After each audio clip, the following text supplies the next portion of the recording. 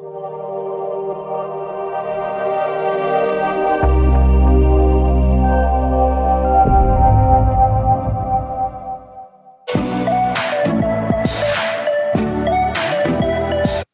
back, ladies and gentlemen. We now move on to a standalone session titled Supply Chain Digital Transformation in the New World. Mr. Ashok Vasan, President and Chief Revenue Officer, Pando Corp, could not make it to the session due to a last-minute emergency. He sent in his apologies. In his place, we have Mr. Krishanu Seal, Head of Pando Labs, who will be making the presentation. Mr. Krishanu, over to you. Thank you. Pleasure to be here. Thank you very much for the opportunity. We are really excited at Pando to be, working on this digital presentation for the supply chain and how freight networks are here to stay, and what does digital freight networks really mean for us in this new world order, right? It is a changing world, especially with COVID, and we have seen a lot of disruption that have taken place. How FMCG companies have had to disrupt and reinvent themselves. So we're going to just spend a few minutes introducing the new world order, if I may. And if you can have the first slide, please. Next slide. Hello? Can we have the next slide, please? Yeah, thank you. We look at the Omnichannel as the new customer interacting with the FMCG companies, right?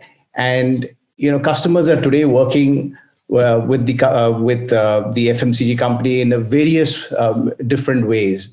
They are actually connecting over the mobile. They're connecting over the traditional methods over the web, and of course footfalls when they come into the store.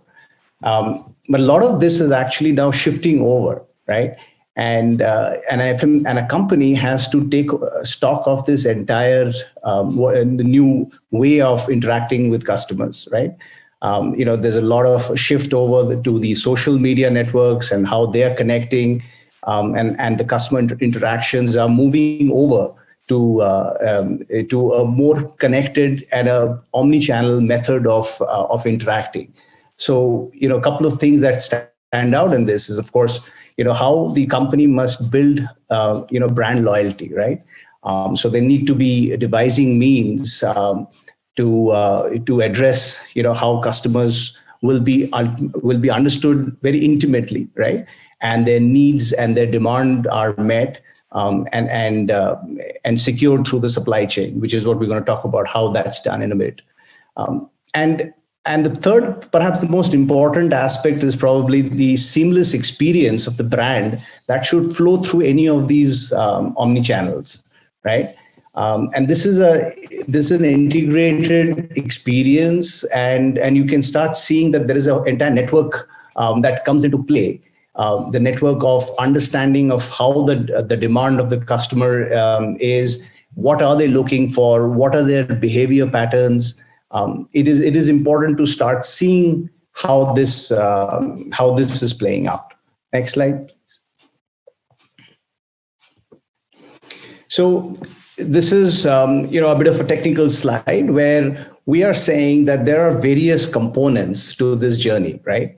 A customer interacts with using technology, and there's infrastructure that is there in the supply chain that is, of course, put to use. But if you see the journey, and it's a stage-wise journey where you say the customer, starts at at the proposal stage. We onboard them, right? And then, of course, we go through the actual purchase, process where you put in a purchase order, you talk about making the booking for the transport connection. You actually take care of the logistics, transport.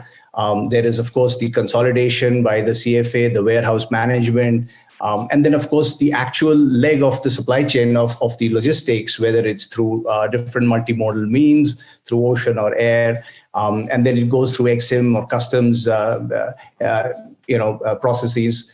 The entire the warehousing of deconsolidation, where you do any kind of receiving the goods and then cross docking, and then of course finally getting it out and shipping it out through the road network. And then once this whole thing is done, you are looking at being able to invoice this. Now, traditionally, this is a lot of steps in for a typical FMCG company, right?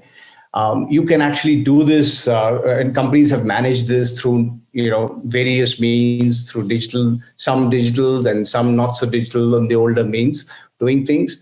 But that's all to be now moved to a more consolidated platform, and that's where you're looking at the role of technology and how AI and ML is actually looking at forecasting and being able to spot trends on each of these phases, right? So a lot of this is actually now moving over into the infrastructure layer itself, and the network is now the key center stage player in this whole experience, right? What you're looking at is being able to optimize this journey, whether it is actual planning of the route or the planning of the minimizing the cost or the best service level agreement, and the experience for the brand. That's the most important process that has to stick out. So that's what we're trying to show here. So it's the operational excellence that is key to the FMCG companies process, right? Next slide, please. So finally, if I were to put it all together, we are looking at sensing the agility of this entire network, the multi-stage processes that we talked about, finding out from not just your own operations and having a view on only an operational view, but the intelligence really lies in sensing the demand, sensing where is the demand, when is the demand, and even the price sensitivity of what's the best price I can get for this particular asset class. So if it's a truck that I'm looking for, what's the best price that I need to get at and at the best quality of service from which service provider? Now, these are all hard questions to answer. So it is important that the enterprise starts seeing the entire network of operations as one asset base of their own, the intelligence layer, if you may.